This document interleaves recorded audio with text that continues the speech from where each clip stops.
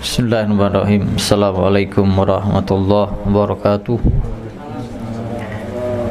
Innal hamdalillah nahmaduhu wa nasta'inuhu wa nastaghfiruh wa na'udzu billahi min syururi anfusina wa min sayyiati a'malina.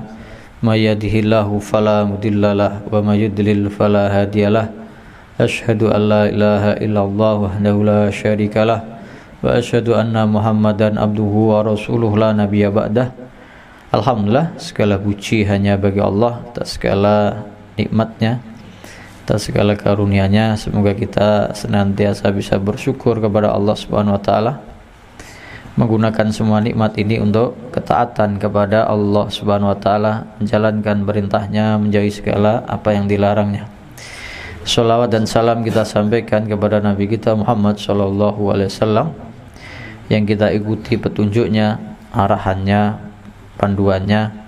Semoga kita bisa mentauladaninya, meniru, mencontoh akhlaknya, ibadahnya, muamalahnya untuk keselamatan dunia dan akhirat, lebih-lebih akidahnya, supaya kita kelak mendapat syafaatnya kelak di hari kiamat. Amin ya rabbal alamin.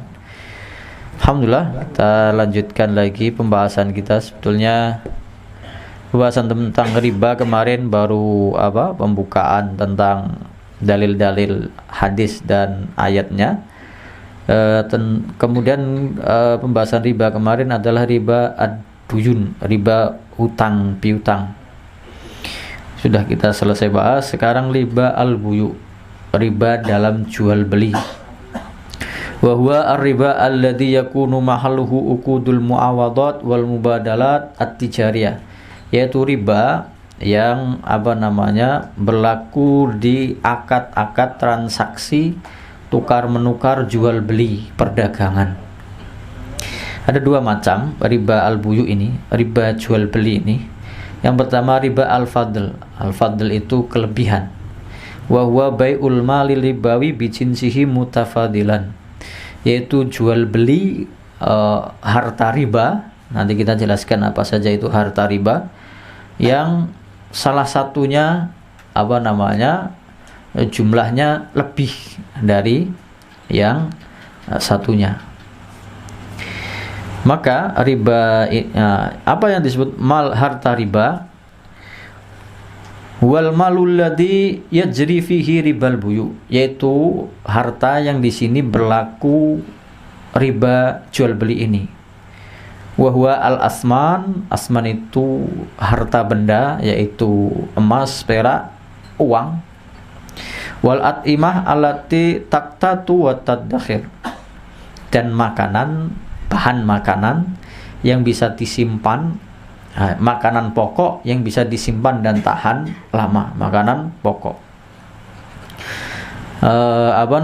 Jenis harta ribawi ini seperti emas dan semacamnya, kemudian perak, kemudian kurma dengan berbagai jenisnya, kemudian mata uang ini dinisbatkan, dikiaskan dengan emas dan perak.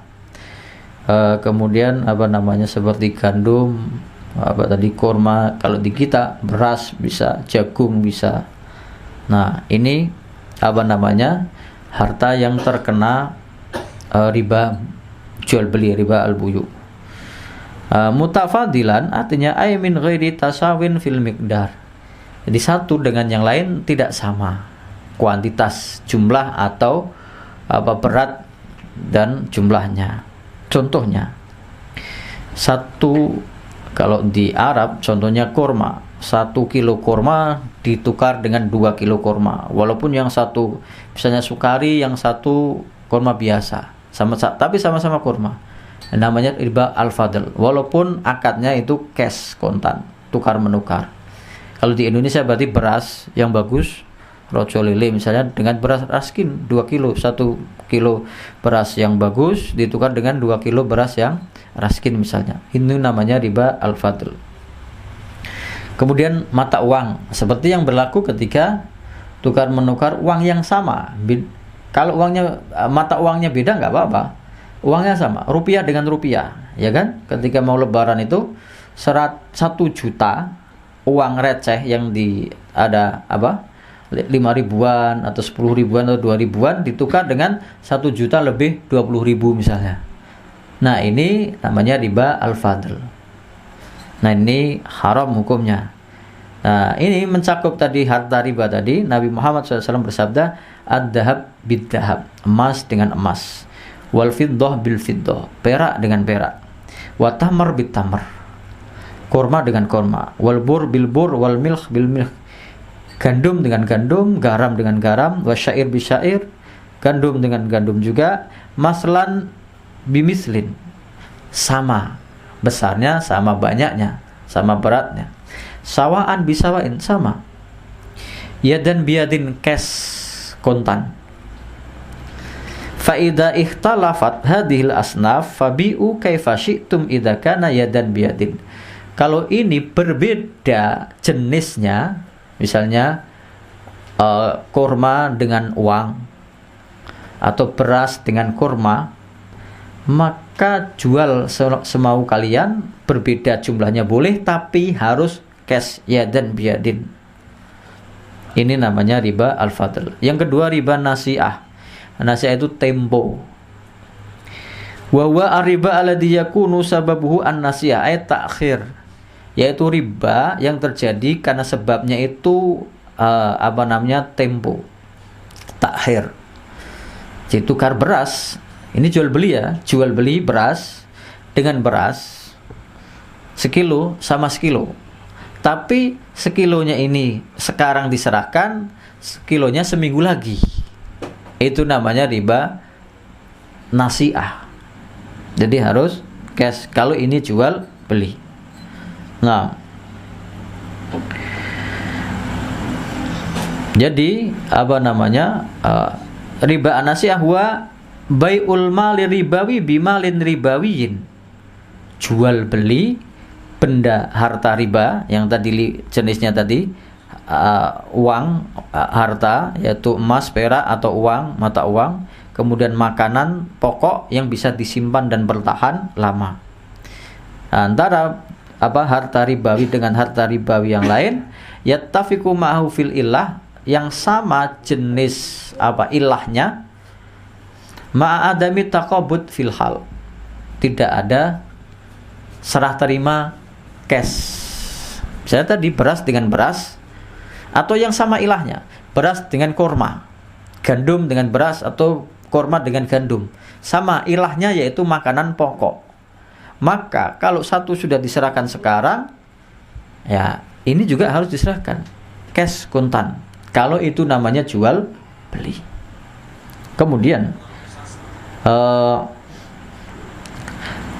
tentang harta ribawi tadi, ai anjakuna lil iwadaini illah ribawiyah nafsaha. Jadi kalau makanan pokok dengan makanan pokok, uang dengan uang, atau uang dengan emas, harta.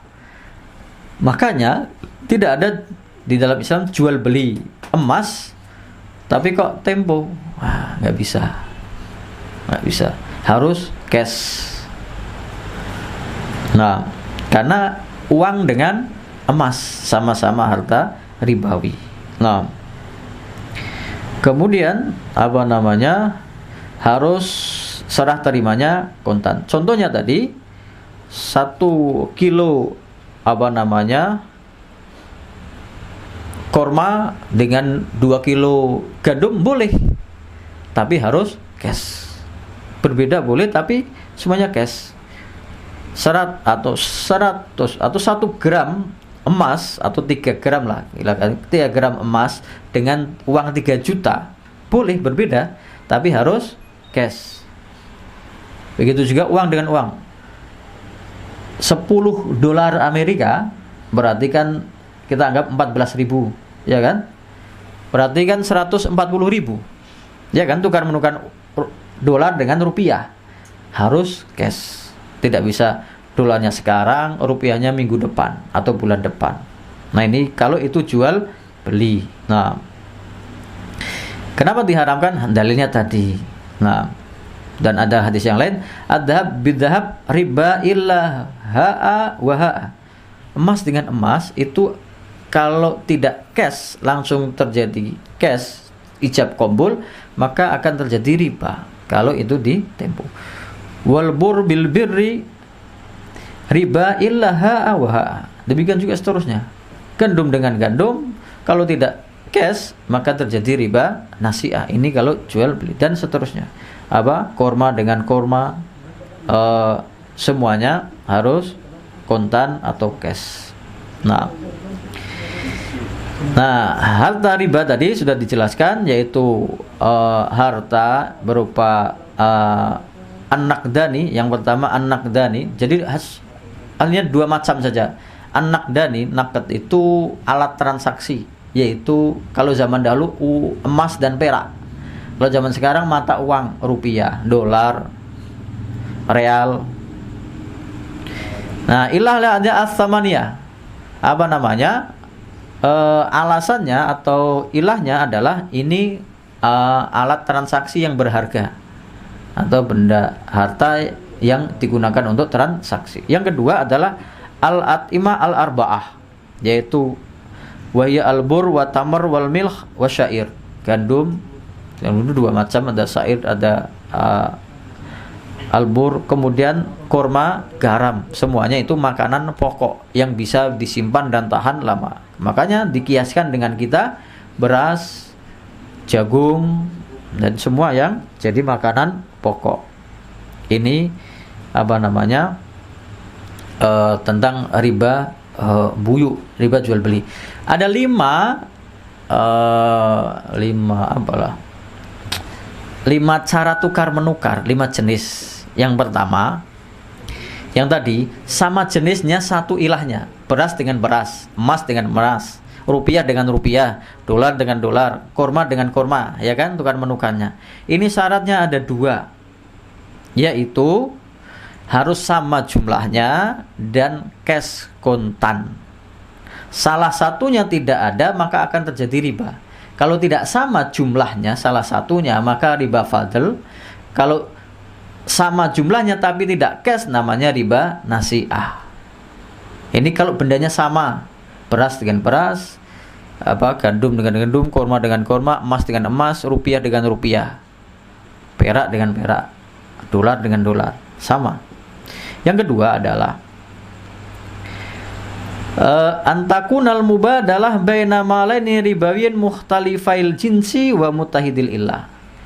2 bendanya berbeda tapi ilahnya sama. Contoh, beras dengan korma, sama makanan pokok tapi bendanya beda. Atau emas dengan uang, emas dengan perak, atau rupiah dengan dolar,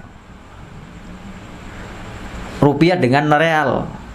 Nah, ilahnya sama tapi jenisnya berbeda. Bagaimana ini transaksinya? Syaratnya cuman satu, yaitu cash, yadan biyadin. Karena korma dengan gandum boleh berbeda. Korma 1 kilo, gandum 2 kilo.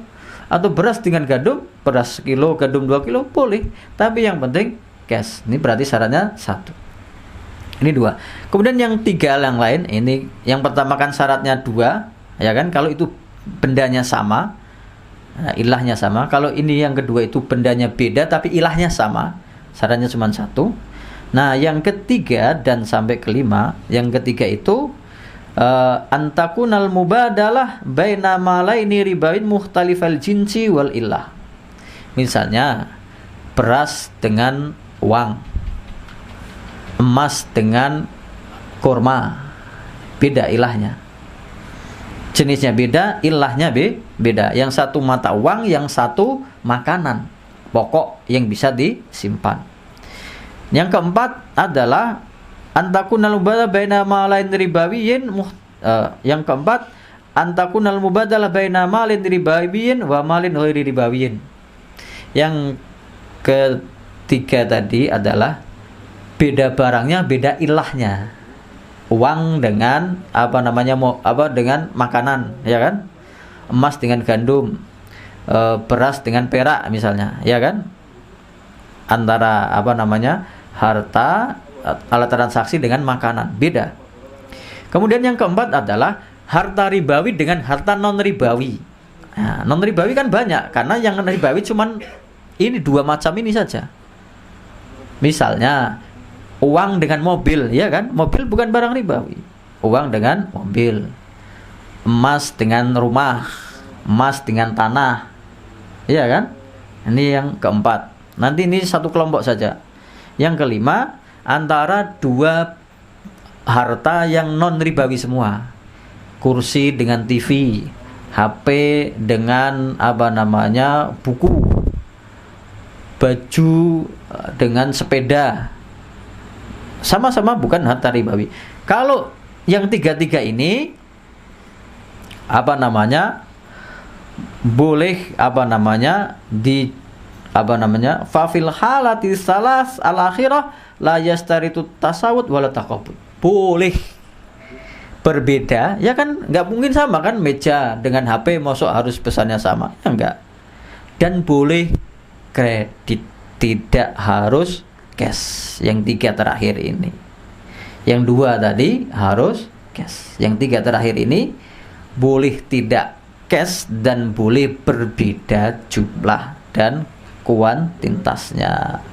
Ini tentang riba jual beli. Kemudian baru kita akan membahas tentang salah satu transaksi perbankan. Di bank itu kan kita bisa nukar uang, ya kan? Bank dulu namanya bank Exim, ekspor impor, atau ada lagi bank pokoknya bank BNI misalnya, kan kita bisa nukar rupiah beli dolar. Nah, ini yang akan kita bahas, yaitu tukar menukar mata uang. Nah, atau zaman dahulu emas dengan perak. Nah, bagaimana hukumnya? Yang pertama, kalau sama jenisnya, emas dengan emas, perak dengan perak, rupiah dengan rupiah, maka tadi syaratnya adalah sama jumlahnya dan cash. Yang kedua, emas dengan rupiah, rupiah dengan dolar, perak dengan rupiah, perak dengan emas. Maka syaratnya cuma satu, yaitu tidak disyaratkan sama, tapi harus cash. Ini dalam transaksi tukar menukar uang. Jadi kalau kita di money changer, ya kan umumnya cash, ya kan? Beli dolar dengan rupiah, kita serahkan uang rupiahnya, kita dapat dolar. Atau ada orang yang mau umroh atau haji, kita beli real, kita serahkan uang rupiahnya, kita dapat uang real. Nah, itu cash. Kalau berbeda, hukumnya boleh. Kemudian yang selanjutnya tentang orang yang mengakali riba, yaitu namanya bai'ul inah. Bai'ul inah ini secara teorinya an yastariya syahsun sil'atan bisamanin muajjal summa yabi'uha alal bai' bisamanin aqal naqdan. Sebetulnya misalnya contoh, saya butuh uang 100 juta. Tapi kalau saya mau pinjam ke Pak Rudi misalnya, nggak bakal saya dapat pinjaman tanpa bunga, nggak ada. Atau nggak dikasih lah. Lalu saya ke Mas Zaki. Saya beli misalnya, Mas Zaki punya mobil, harganya 150 juta. Saya beli mobilnya Mas Zaki tapi kredit, bayarnya setahun. Dikredit selama setahun, 150 juta. Kan sudah kan? Boleh kan? Boleh kan jual beli, karena mobil kan? Mobil dengan uang kan boleh kredit, boleh tidak cash, boleh.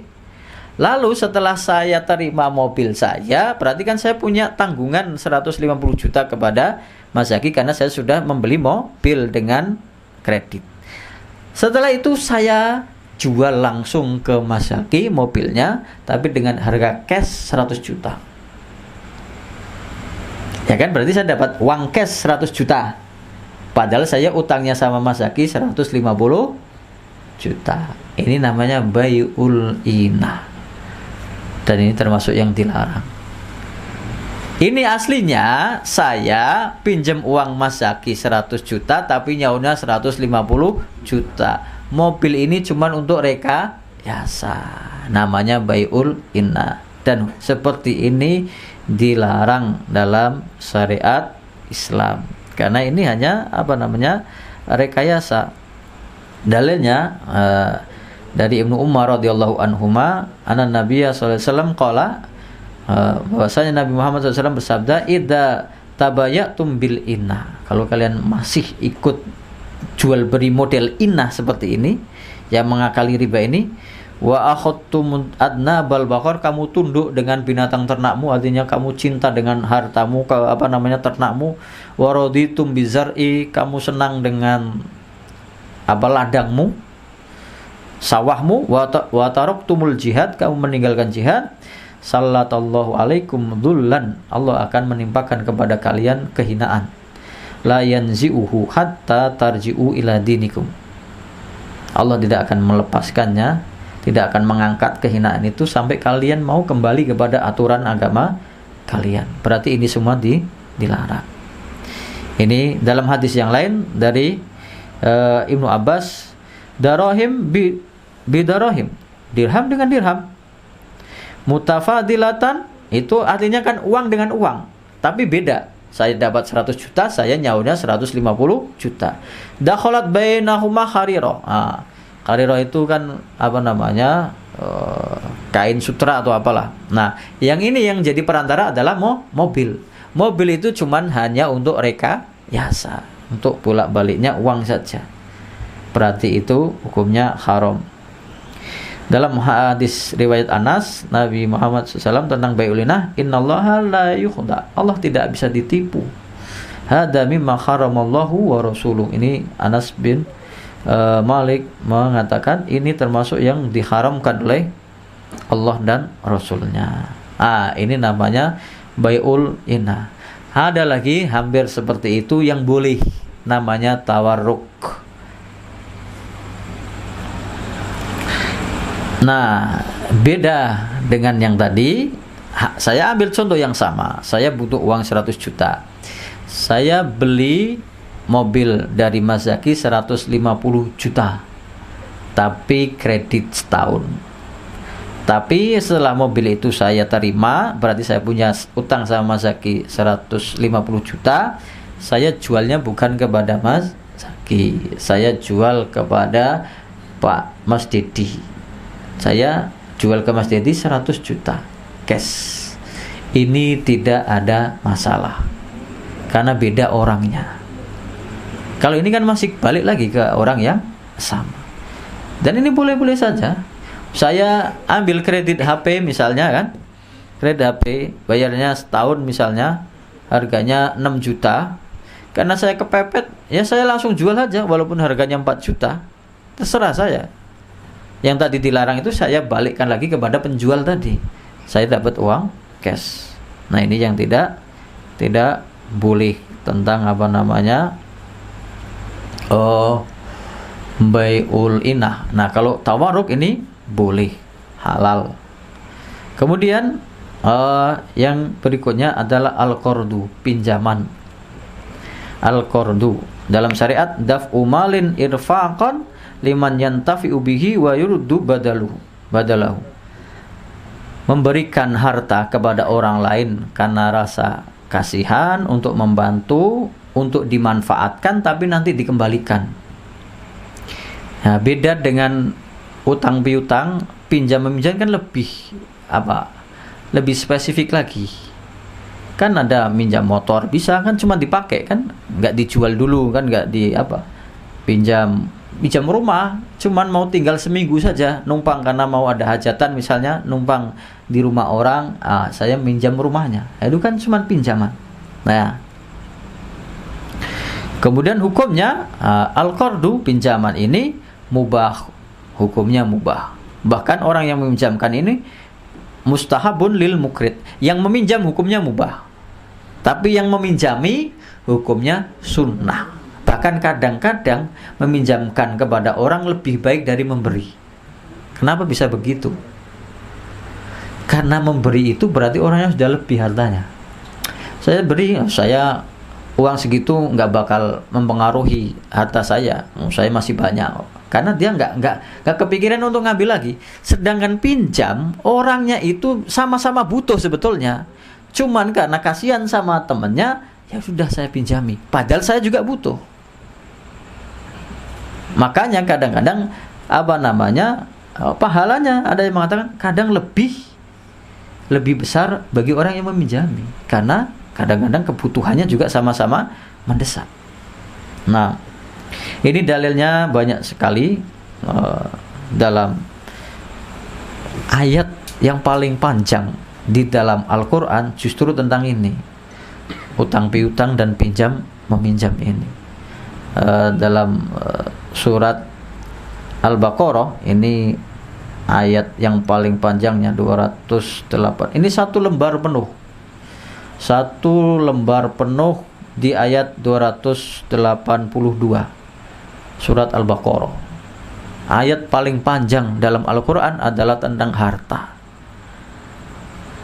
Allah Subhanahu wa ta'ala Maha tahu, orang kalau sudah hitungan harta nggak bisa sama saudara juga bertengkar, apalagi sama orang lain, nggak bisa saling merelakan.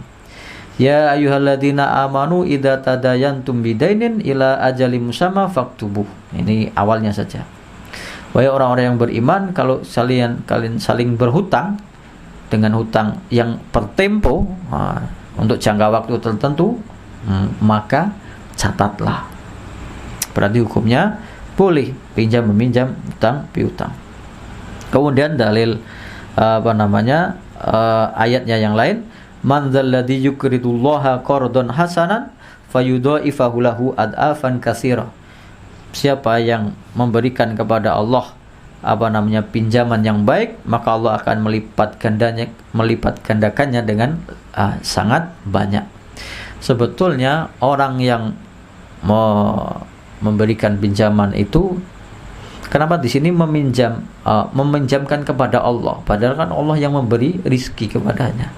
Saking sayangnya Allah, saking bangganya Allah Subhanahu wa ta'ala kepada orang yang merelakan hartanya untuk dipakai orang lain.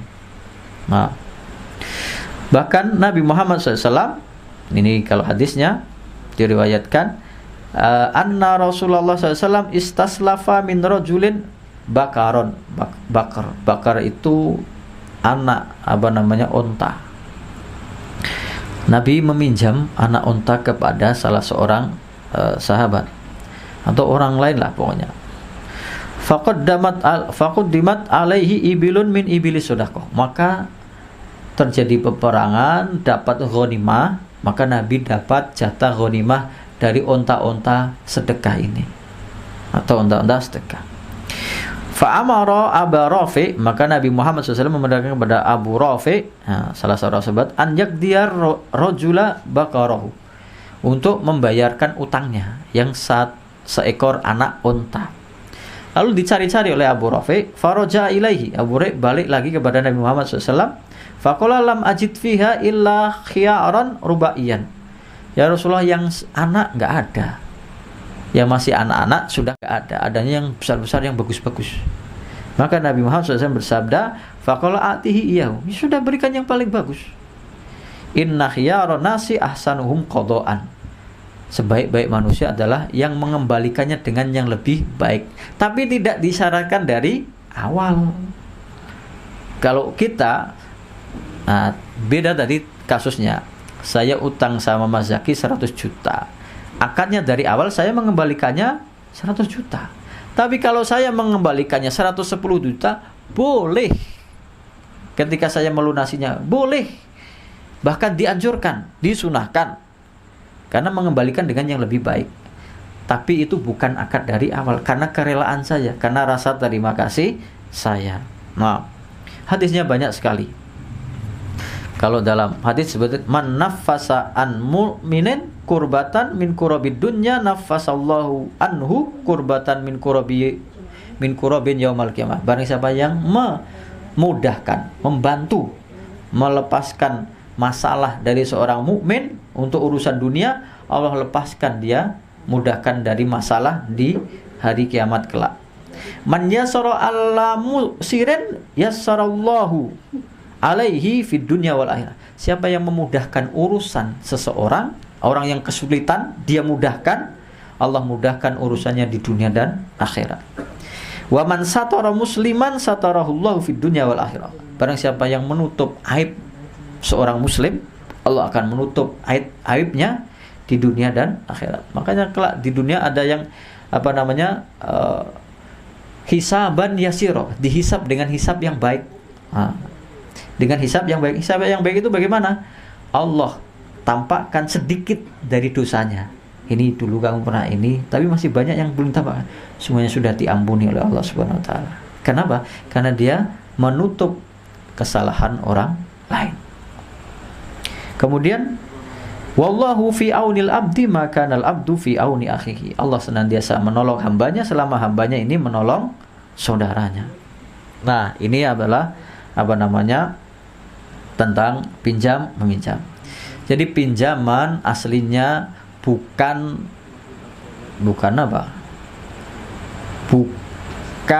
transaksi profit cari keuntungan. Ada namanya pinjaman, tapi akadnya aslinya bukan pinjaman. Akadnya bukan, misalnya sewa. Bisa sewa karena harus bayar. Kalau yang namanya pinjaman tanpa membayar, tanpa menambahi. Nah, kemudian dalam mengembalikan ini, tadi Nabi Muhammad SAW menganjurkan untuk yang lebih baik. Dalam hadis yang lain, man akhoda, atau ini yang orang yang tadi Nabi menganjurkan untuk mengganti mengembalikan dengan yang lebih baik, ya kan? Sekarang yang utang, bagi yang dari sisi yang utang, ya kan?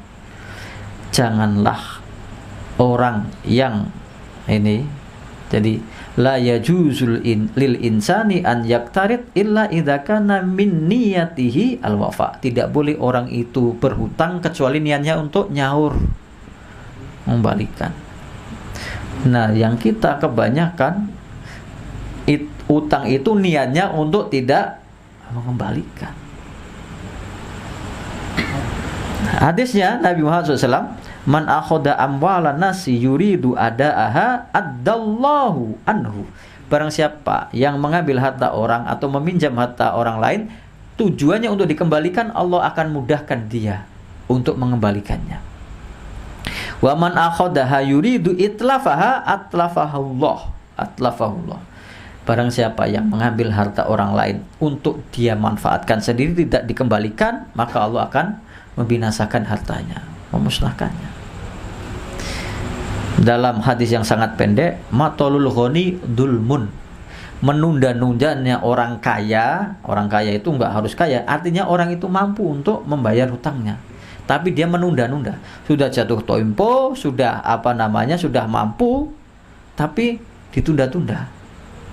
Itu dulmun, kedoliman kepada saudaranya. Nah, ini banyak sekali tentang pinjam meminjam ini. Apa yang boleh dipinjamkan? Kullu ma yasihu bai'uhu yasihu qarduhu. Apa saja yang bisa diperjualbelikan boleh untuk dipinjamkan. Pinjam rumah boleh, pinjam uang boleh, pinjam motor boleh, pinjam mobil boleh, karena bisa dijual belikan. Seperti uang, makanan, baju, mobil dan lain sebagainya. Nah, dalam minjam meminjam itu ada dua kategori, yaitu ada harta yang ada ukurannya, seperti uang ada jumlahnya, seperti beras ada beratnya, sekilo, 2 kilo, atau sekintal, 2 kintal, atau 1 ton ada ukurannya. Ada yang tidak bisa dikategorikan ukurannya, seperti tadi binatang. Nabi Muhammad SAW meminjam seekor anak unta, kan nggak bisa dicari yang persis, besarnya sama, umurnya sama, ya kan? Nggak bisa. Lah ini bisa diperkirakan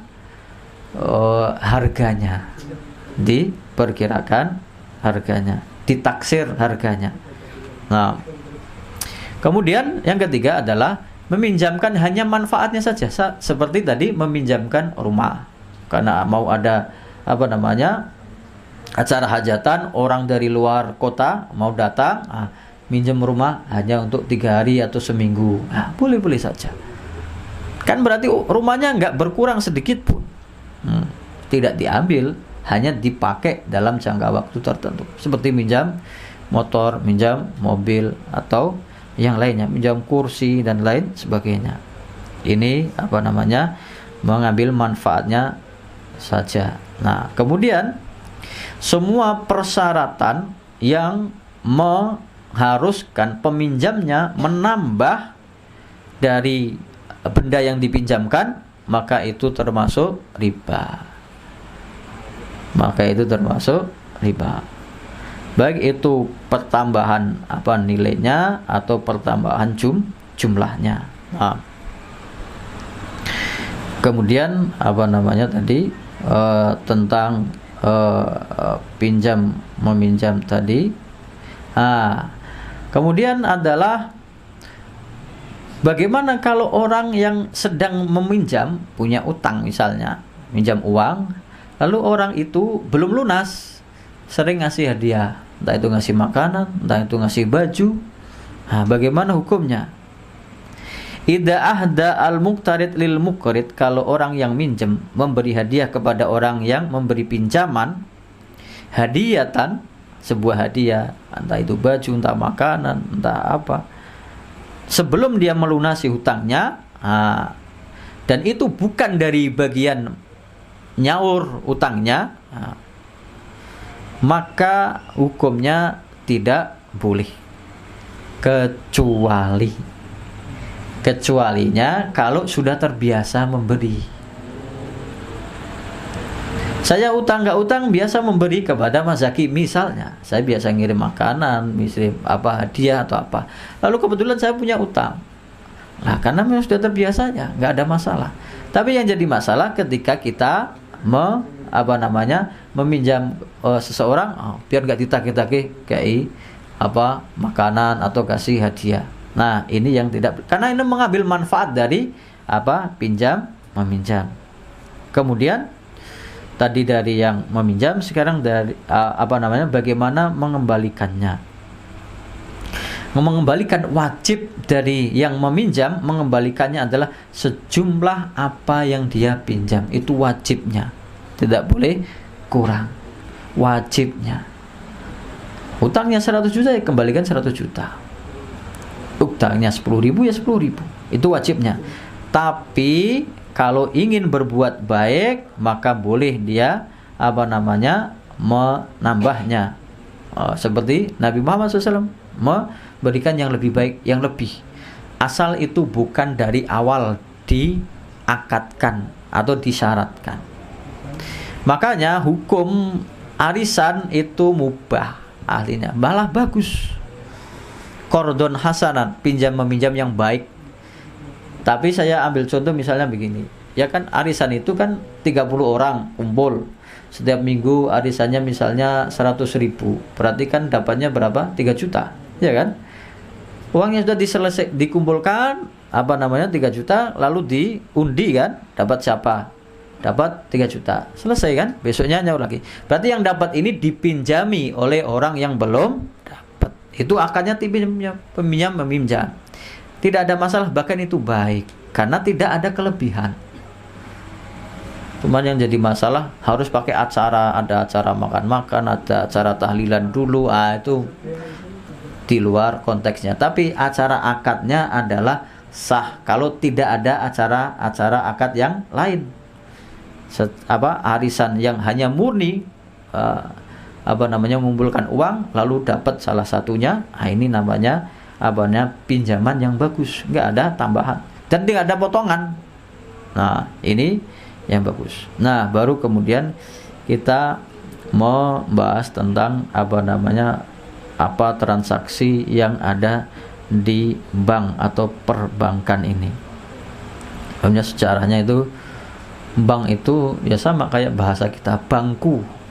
Karena dulunya orang yang meminjamkan uang atau menjaminkan barang itu, ya dia duduk di bangku kemudian menunggu para pedagang yang datang. Ini di Eropa atau di Italia awal-awalnya. di abad 18.